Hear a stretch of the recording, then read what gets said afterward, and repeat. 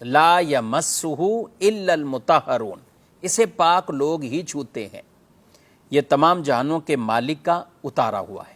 اب اس کی ایک تفسیر یہ فرمائے گی کہ اس سے جو کہا گیا کہ اسے پاک لوگ ہی چھوتے ہیں، تو فرشتے اسے چھوتے ہیں،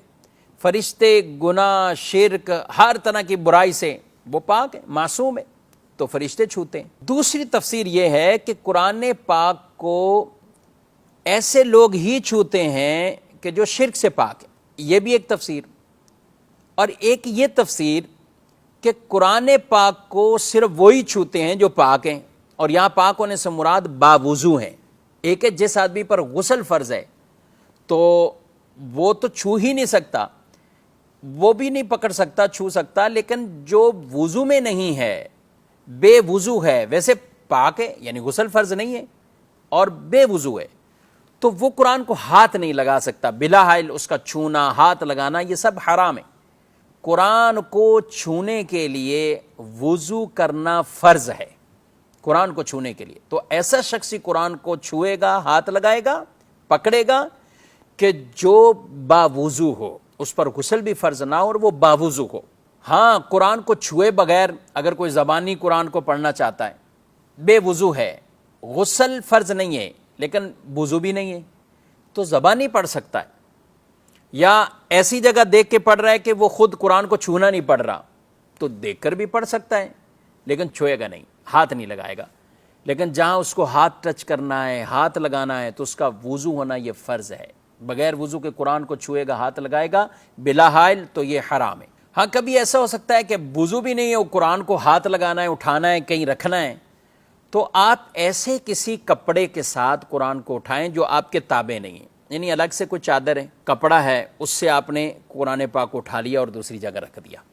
یا قرآن پاک کوئی الگ سے بالکل جیسے قرآن ہوتا ہے، پھر الگ سے ایک غلاف ہوتا ہے جو اس کے اوپر چڑھا ہوا ہوتا ہے، یہ ایسا غلاف جو قرآن سے الگ سے ہوتا ہے اور اس کے اوپر یعنی قرآن کے تابع نہیں ہے،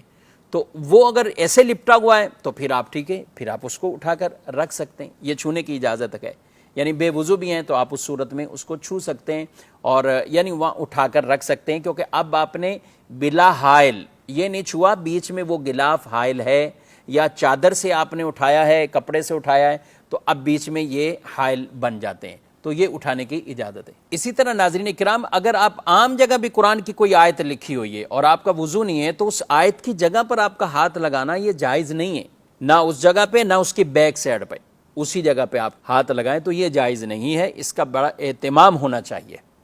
آج کل ہمارے موبائل میں باقاعدہ جو ایپ کے ذریعے یا موبائل میں قرآن پاک ڈاؤن لوڈ کر لیا، اب آئی پیڈ پہ ہو یا موبائل میں، تو ہمارے علماء کرام اس حوالے سے بھی ان کی دو آراء ہیں۔ بعض علماء یہی کہتے ہیں کہ اس میں بھی وضو کرنا فرض ہے، یعنی آپ یہ ٹچ کر رہے ہیں، قرآن کے صفحات کو آگے پیچھے کر رہے ہیں، تو وضو یہاں بھی کرنا فرض ہے، وہ اس کی اجازت نہیں دیتے کہ بغیر وضو موبائل یا آئی پیڈ ٹیبلٹ وغیرہ میں آپ ایسے ٹچ کرتے جائیں۔ اور بعض علماء یہ کہ وہ کہتے ہیں کہ یہ چونکہ ایک شعائیں ہیں جو ظاہر ہوتی ہیں، اصل قرآن کے اوراق پر باقاعدہ وہ نہیں ہے، تو اس لیے وہ اس کی اجازت دیتے ہیں کہ یہاں پہ وہ حرام والا حکم نہیں آئے گا۔ البتہ دارالفتہ اہل سنت کا بھی یہی موقف ہے، اور بہتر ہم یہی کہتے ہیں کہ اگر موبائل سے بھی کوئی ٹچ کر رہا ہے تو وہ وضو کر لیں، یہ زیادہ اچھی بات ہے، بہتر ہے، اور البتہ کسی نے ٹچ کیا تو وہ گناہگار نہیں ہوگا۔